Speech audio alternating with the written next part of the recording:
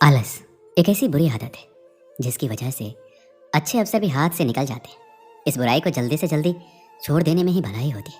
आलस की वजह से बहुत सारे नुकसान हो जाते हैं। बहुत से लोग इतने व्यस्त हैं, उन्हें एक समय खाना सोने का समय नहीं है।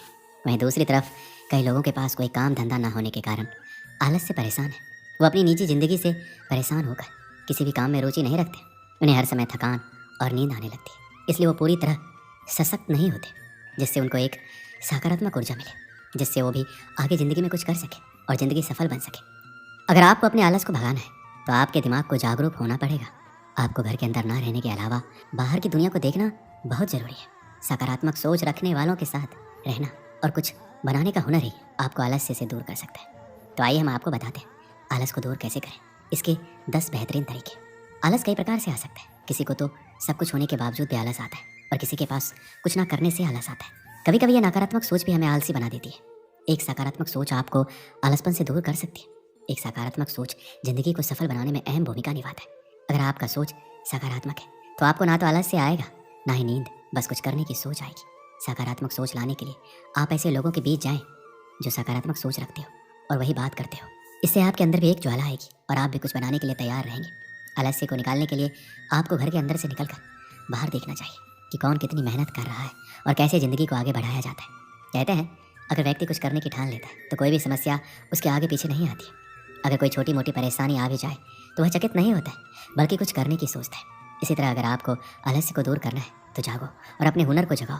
कुछ कर दिखाने का समय है, ये सुस्त और सोने का समय नहीं है।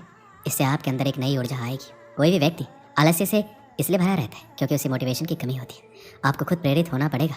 इससे आपका दिल भी कुछ करने का सोचेगा और आपको एक जुनून मिल जाएगा कि जो कुछ मैं कर सकता हूँ। आप अपने काम को बढ़ावा देने या अपने लक्ष्य को प्राप्त करने के महत्व के बारे में पुष्टि और सोच के माध्यम से अपनी प्रेरणा को मजबूत कर सकते हैं। ये सबको पता है कि समय हमारे लिए कितना कीमती है। एक समय में आदमी क्या से क्या कर सकता है, जो कि हम इस आलसपन के वास्ते करते जाते हैं। ये सोच कर चलें कि जितना आप समय खराब कर रहे हैं उतना ही आप अपनी ज़िंदगी के पैसों को खर्च कर रहे हैं। बहुत बार ऐसा होता है कि हम किसी भी काम के रिजल्ट के बारे में सोचने लगते हैं। सोच नेगेटिव हो तो व्यक्ति का दिल और मन उस कार्य से हट जाता है। परिणाम स्वरूप काम करने का दिल नहीं करता, आलस से भारी होने लगता है। इसलिए किसी भी काम के अंत के बारे में ना सोचें, पूरी हिम्मत के साथ डटे रहे। ऐसा कौन सा कार्य संभव नहीं है जो मनुष्य ने नहीं किया। सुबह की सैर में बहुत ताकत होती है। ये शरीर के आलसपन को दूर करने के लिए बहुत महत्वपूर्ण है। 5 बजे अपने बिस्तर से निकले और बाहर खुली हवा में जाएं। नंगे पांव हरी घास में चलें। इससे आपको दोनों तरफ से नमी मिलेगी, जो कि बंद कोशिकाओं के लिए बहुत आवश्यक है। इसके अलावा आप ध्यान कर सकते हैं। ये हमें आंतरिक रूप से साफ और शुद्ध करता है। आलस्य हमारे द्वारा भारी भरकम और असंतुलित खाने से भी होता है। अगर हमें 4 रोटियों की भूख लगी तो हम एक और ज़्यादा खा लेते हैं। इससे हमारे शरीर का पाचन शक्ति कमज़ोर हो जाता है और यह अनावश्यक भोजन हमारे आलसपन को ज़्यादा बढ़ाता है। याद रखें, अगर आपको 4 रोटी की भूख है तो आप 3 ही खाएं। ये कहना बिल्कुल भी गलत नहीं होगा कि हमारे आसपास बहुत नकारात्मकता है। ऐसा इसलिए क्योंकि हम जो पढ़ते हैं, देखते हैं, उसका हमारे दिमाग पर प्रभाव पड़ता है, जिसकी वजह से ना केवल तनाव होता है बल्कि हम खुद को इस कदर उन चीज़ों में उलझा लेते हैं जिससे निकलना मुश्किल हो जाता है। यही तो एक वजह है कि जब हमारे पास नकारात्मकता बहुत ज़्यादा दिखने लगती है तो हम बहुत अजीब सा बर्ताव करने लगते हैं। अगर एक नकारात्मक विचार मन में आ गया तो बाकियों को निमंत्रण मनुष्य खुद देता है। उसे उस दौरान किसी दूसरे की जरूरत नहीं पड़ती। उसका दिमाग नकारात्मक विचारों को अपनी तरफ खुद आकर्षित कर लेता है। इसमें कोई दो राय नहीं है कि नकारात्मक विचार बेहद शक्तिशाली होते हैं। ऐसे में सबसे पहले तो इन्हें अपने ऊपर हावी ना होने दें। हम मानते हैं कि आप जब कुछ अच्छा करना चाहेंगे तो आपका मन उसे करने में टाल मटोल करेगा, लेकिन इसके बाद भी उस पक्ष के पहलू को देखें और समझने की कोशिश करें कि क्या सही है क्या गलत। नकारात्मक विचारों के साथ जीवन जीना बेहद मुश्किल होता है। अगर मन में लंबे समय तक नकारात्मक विचार बने रहे तो इसका न केवल सेहत पर बुरा असर पड़ता है बल्कि दूसरों से जलन की भावना भी पैदा हो जाती है। ऐसे में जरूरी है कि नकारात्मक लोगों से दूर रहा जाए, तभी आप आलसपन से बाहर निकल पाएंगे। एक समय की बात है, एक आलसी बालक था। वह कभी भी अपना कार्य नहीं करता था। वह हमेशा विद्यालय नहीं जाता और अपनी कक्षा का कार्य भी सही प्रकार से नहीं करता था। एक दिन उसने सोचा कि आज मैं विद्यालय नहीं जाऊंगा और मन में ख्याल आता है कि आज मैं बगीचे यानी पार्क में घूमने जाता हूँ। जैसे ही वो पार्क में जाता है वहाँ गेंद से खेलने लगता है, क्योंकि उसने देखा कि पार्क में कोई नहीं था, एक भी प्राणी वहाँ नहीं था सिवाय उस बालक के। उसने एक पेड़ पर कौवे को बैठा देखा और कौवे से बोला कि यहाँ आकर मेरे साथ खेल खेलो। तो फिर कौवा कहता है, अरे बालक, इस समय मैं लोगों को उठाने के लिए जा रहा हूँ, मेरे पास बहुत सारे काम है, छुट्टी के बाद तुमसे मिल पाऊंगा।